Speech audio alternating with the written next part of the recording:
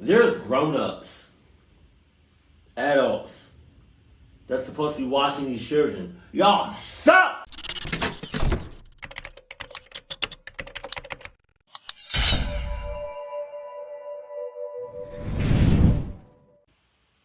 Sup?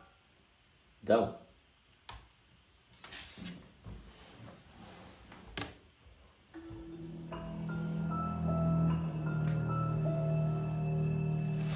Right.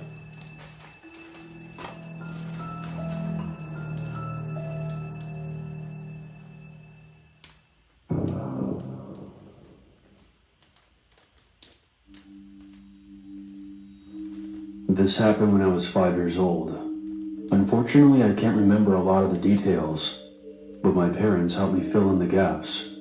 I was in daycare because my father was our main source of income, and my mother was just beginning to work her way up the ladder at her new company, so she could not afford to take any additional time off after her maternity leave was up. My grandmother would have to take care of me during the day when I was a baby, but my parents wanted me to socialize, so they found a local daycare. Yeah. I'm gonna tell my children to socialize too, but at the same time, watch out for the susness. Watch out for the cluckness. Watch out for the sus cluckness. I initially had trouble making friends because I was a very shy child. But for some reason, a girl named Bella insisted on trying to get me to play with everyone else. Sus. She managed to break down my walls, and we became best buddies. We remain close friends to this day.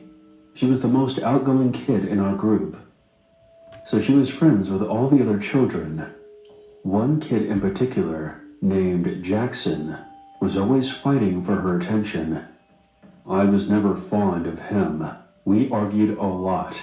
The daycare teachers would often have to separate us.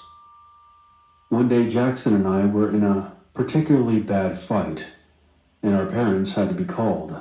Jackson's father showed up to take him home. I can vividly remember the moment he walked in.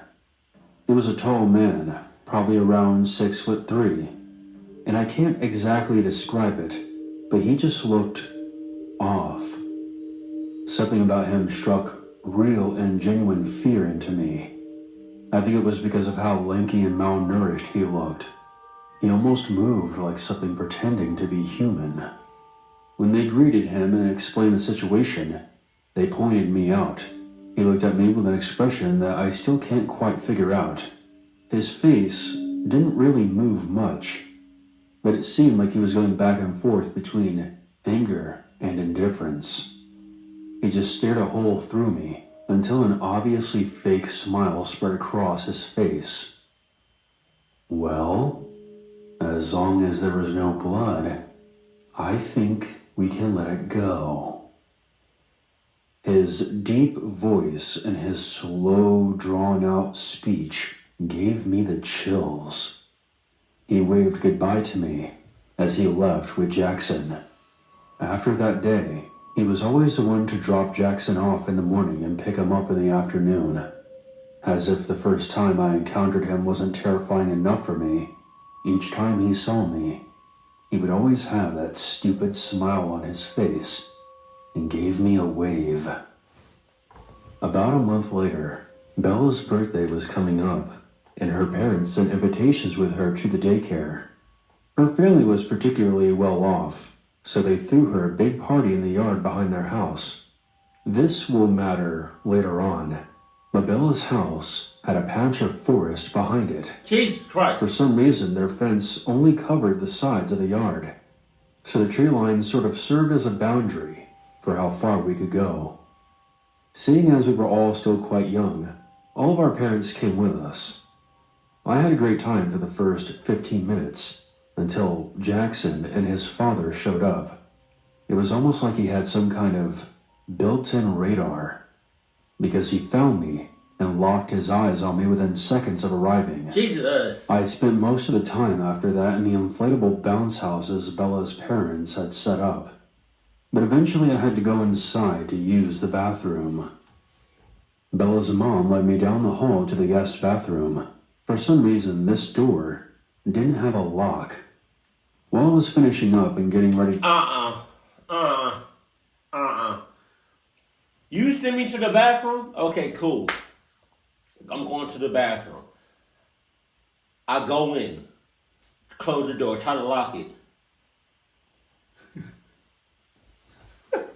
This is me. This is me. She sent me to the bathroom. Bathroom right here. She sent me to the bathroom.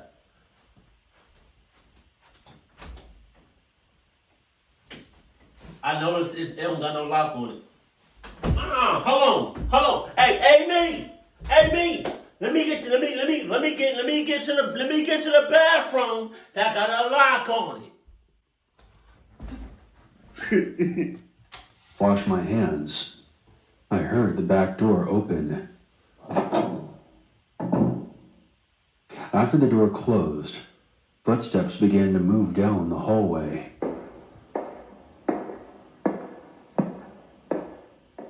By some miracle, little me was smart enough to realize these steps sounded like the long, slow steps that Jackson's father took. I don't know for sure if it was him, but I couldn't fathom who else it could have been. I began to panic and hid in the small towel closet. Either Bella's mother had assumed that I was already done and was back outside, or he ignored whatever she told him because the bathroom door creaked open. Jesus! The fear I felt in that moment of not knowing what was happening on the other side of that closet door is something I don't think any human should have to experience. I heard him opening the door all the way and stepping into the bathroom. He must have been looking around for about 15 seconds, but to me it felt like an hour. I heard him opening the cabinets under the sink. He moved around until the only place he hadn't checked was the closet I was hiding in.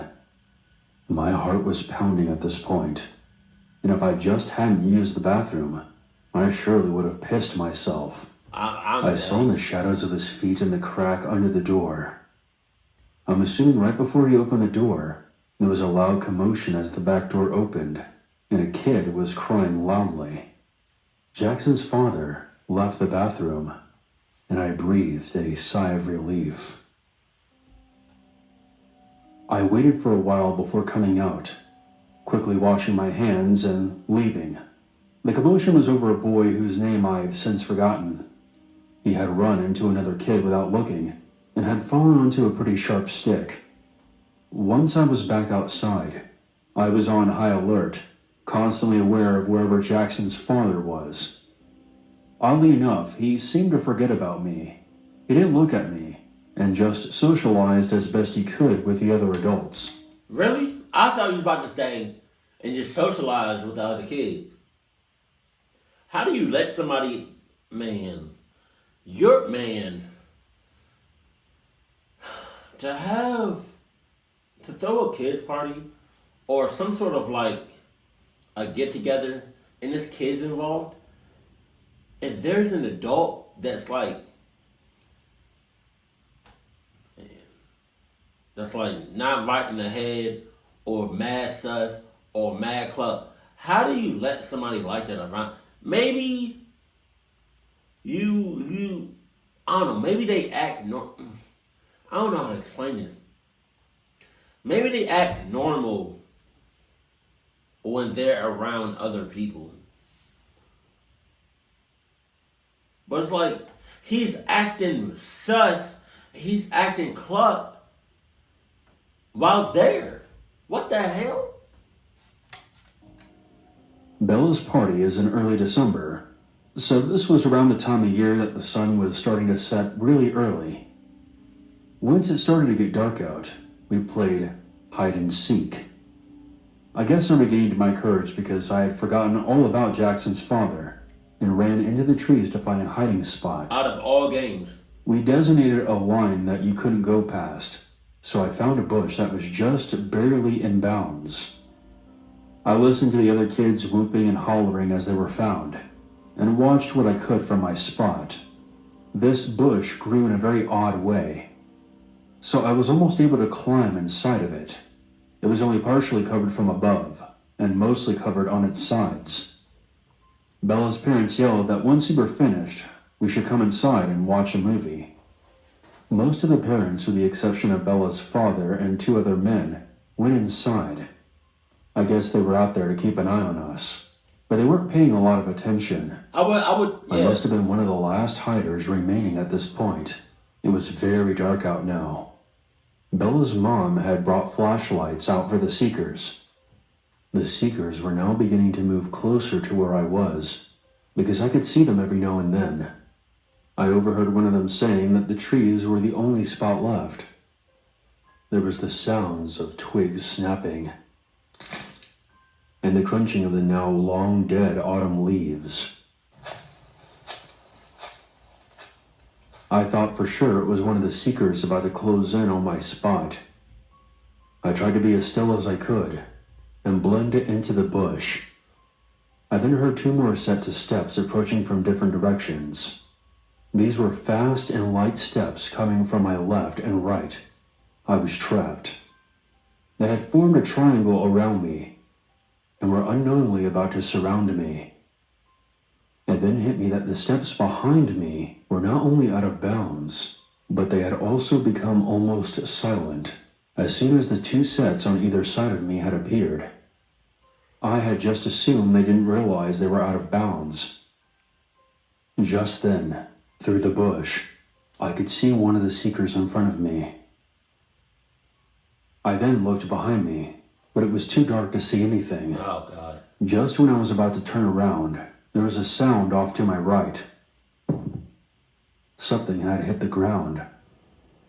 The seekers darted off in that direction, chasing what they probably thought was a hider moving in response to their position. I watched them go, and then looked over my shoulder to see what the seeker behind me would do. Quiet steps began moving in my direction. They were sort of circling me, seemingly always positioning a tree between themselves and me. I could hear them moving in, but I couldn't see it. Bro! Homies are taking so long to come get that ass. Pause, because they children. To come and get you. They're taking so long. Something about the rhythm of these steps was off. I noticed that they were slow and deliberate. What? It was like they were making it a point to be very quiet. I looked over my right shoulder and thought I saw movement by a big tree about 15 feet away from me. You did. From that vantage point, that person would have had a clear view of me. Just then, it occurred to me that the movement I saw was someone moving behind that tree. That's when it occurred to me that it could have been an adult hiding. But there were no adults playing with us at the start. So did they join in later on? What? I heard the seekers moving around and started to take an inventory of all the adults. There were only 3 of them outside, and the rest were inside. Just then, I remembered Jackson's father and realized that I hadn't seen him at all since we began playing. Right when this occurred to me, the footsteps quickly approached, and right when I was about to turn to see what it was, a hand covered my mouth and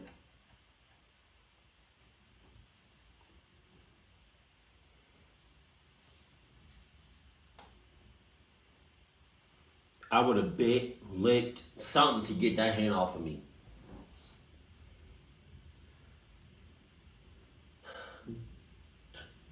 There's grown-ups, adults, that's supposed to be watching these children. Y'all suck! arm wrapped around my upper body. Jackson's father had gotten me. God damn. He sat down and pulled me back into the bush. I was squirming and trying to break free, but he was too strong.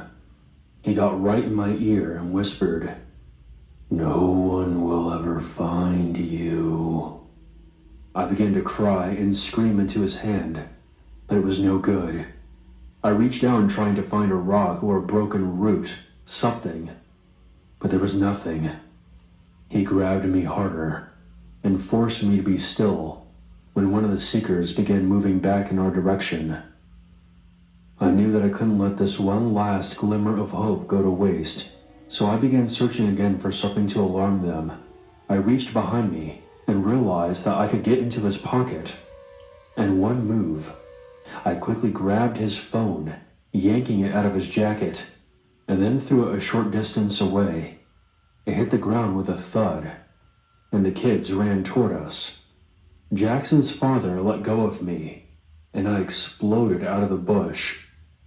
The kids laughed and tried to taunt me that they had won, but I pivoted and ran towards the house as fast as I could. They had no idea what was going on, but they followed me. Bella's father caught me by the shoulders and asked me what was wrong. I tried as hard as I could to explain, and I guess he got some semblance of what I was trying to say. Hey, if I was him, I would have run right into the house. Bella's father touched me. I would have like, hold on. Wait, hold on. I would have Bella's father hand. Hold on now, Mother Cluck. Get your hands off me. Get your damn hands off me. You damn dirty clucky. Because the three men immediately stormed off into the trees. Jackson's father went running off, and they chased him, but couldn't catch him. My parents immediately brought me out to the car, and we went home. Jesus. That night I had a lot of trouble sleeping, as I thought every sound and shadow was Jackson's father. I was listening to the passing cars in our neighborhood. Eventually I heard a car stopping just outside of our house. I only heard one of the car's doors closing, so perhaps it was the teenage boy that lived across the street. There was silence for a while, until a sound at our side gate startled me. We have gates on either side of our house, which access the backyard. I thought maybe it wasn't the gate. I bet our neighbor's dog is jumping on the fence to try to figure out what my neighbor was doing out there. But then I heard footsteps quietly approaching my window. Bro, what's his name? Jackson's father? He is not letting up. Oh my God. My blinds cover most of the window, but there's a small gap at the bottom that they don't quite reach. The sun peeking through always woke me up in the mornings. I was too scared to look. There was silence for a moment, and then there were fidgeting sounds. All of a sudden the window was forced open. Something pushed through the blinds and onto my floor. A horrific, tall shadow figure unfolded itself and stood over me. The scream that erupted from my mouth was unlike any sound I have ever produced. I backed into the wall, still shrieking. The figure laughed at me.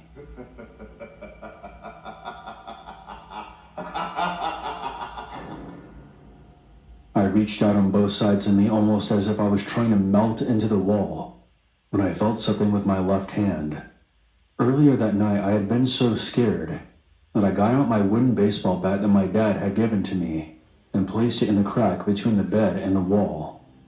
My dad was a semi-pro baseball player, so my childhood room was fully baseball themed. I grabbed the bat and swung it at shoulder level, which happened to be even with the figure's crotch. Suddenly, that deep, bone-chilling laugh turned into a bellow of agony as the figure collapsed onto my floor. My dad practically broke down the door and turned on the light to take in the scene. There I was sitting on my bed with a baseball bat, while Jackson's disgusting creature of a father was lying on my floor, clutching my first 2 home runs. My dad got me off the bed and out of the room. My mom then took me down the hall and into their bedroom, locking the door. My dad turned back to face the pitiful sight on my floor and threw in a few more kicks for good measure. Apparently when he ran off from Bella's party earlier that night, he then got in his car and sped off. He then waited in the woods until he saw us drive past, then followed us home. We were all too frantic to even notice. Once he found out where we lived, he returned later that night. Thankfully, after this last incident, he was arrested, and nothing like this has ever happened to me again. Despite Jackson's father receiving a very hefty sentence, we moved away. I just couldn't handle living in the same place that I experienced something so traumatic. Fortunately, Bella's family was also about to move.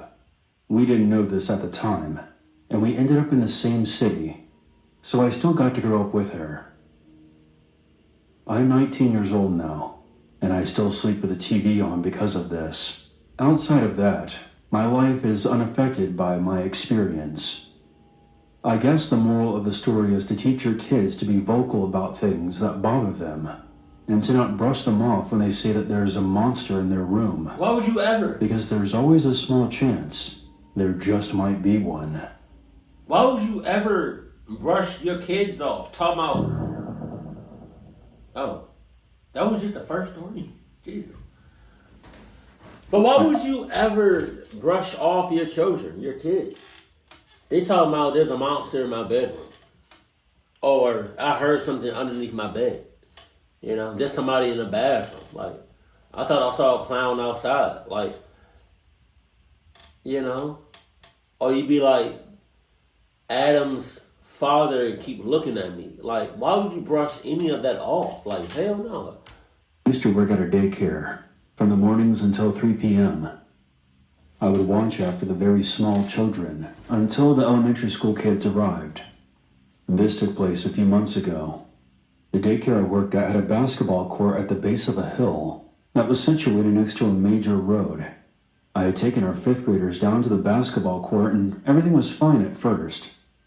I'm watching over the kids and occasionally glancing at the road because although we're separated by 2 different fences, a dedicated individual could climb over both. The daycare was located in a very wealthy area, but we did occasionally have some homeless addicts wander into the parking lot. You never know what those kind of people could do. I got distracted, trying to defuse an argument that had broken out between 2 of my boys, when a few kids ran to the fence and were waving frantically. So I turned to look, assuming that they had seen some other teacher leave. Instead, I saw an unfamiliar gray car with the hazard lights flashing. The passenger window was rolled down, and a woman with red hair was leaning over the driver's side seat and waving at the kids. I shooed all the kids away, not liking this uneasy feeling I got. They all assured me that they knew who it was. It was an old teacher, but from what I heard about previous employees, I didn't recognize her, and at that point I had been there for about a year. The woman made eye contact with me just for a moment. She didn't appear to be threatening, but she did look remarkably unhappy. After what felt like a lifetime, but could have been no more than a few seconds, of her just staring daggers at me, she drove off. The entire situation felt very bizarre, so I called for an administrator on the walkie-talkies we had. My supervisor and the assistant director of the daycare came shortly after, and I explained to them what happened. They called over one of the boys who greeted the lady. He again explained it was an old teacher who used to work there, and she would drive by and frequently stopped on that road to say hello. The director asked him to describe her, and when she listened, she frowned and said that she was going to check the cameras. After closing time, the assistant director told me that there had never been an employee there matching that description, and she didn't recognize her or her vehicle on the cameras. She couldn't catch the plates of the car, so we didn't have much information to give to the police. Not to be too dramatic, but this story freaks me out, because this woman had stopped by the daycare enough for the kids to recognize her. It's also very unsettling where her car was positioned on the road. We have plenty of cameras filming the entire property, and many of them catch that road. But she always parked in such a way that none of our cameras could catch her license plate. It felt very deliberate. For clarification on a couple of things, we did notify the police, but we never heard back from them. And even though I don't work there anymore, I do still have a few friends who do work there. The woman has not been noticed since last November, which is when this happened. I have no idea what that lady is up to, but I hope she never returns. She might. Probably not at that school, but she might. She gonna keep doing it. I grew up in Central Florida. This daycare shit, this building looks so sus. As a child of divorce, the separation between my parents was not a smooth one. In fact, it was a nightmare. The mid to late 90s was not a good time for my family. The year was 1997, and I was 5 years old. I had to attend daycare down the road from my mom's job. Since I was very young, I don't remember a whole lot of what happened, but I can piece together the fragments of what I can remember and my mother's recollection of the events. One day all the kids were playing outside. I had this very faint memory of running around the yard, playing tag with the other kids. I found myself running toward a wooden bench before blacking out. I woke up in a room inside of the daycare sometime later. I could hear my mom talking to someone in the hallway outside. She was very upset, borderline hysterical. I remember that she would sometimes talk this way with my father, and I knew that she would take this tone because something bad had happened. I tried calling for her when I realized that I couldn't speak properly. There was one of those tall mirrors in the room. When I got up and walked over to it, I saw a bandage that was right below my mouth, covering my chin. My 5-year-old self couldn't quite put 2 and 2 together. In other words, I don't remember getting a boo-boo. So, I removed the bandage and was absolutely traumatized to see my bottom lip literally hanging off of my face, exposing the bottom row of my teeth. Everything is a blur beyond this point. But I had to get 2 separate surgeries to repair my lower lip, which the daycare foot the bill for. To this very day, there's a tiny scar on the inside of my lip. As a father now myself, I cannot imagine what my poor mom went through that day. She was already dealing with a bunch of other problems at the time, and then had to come to a daycare center to see her son had literally busted his lip open. I promise you. If I ever take my child, To be afraid.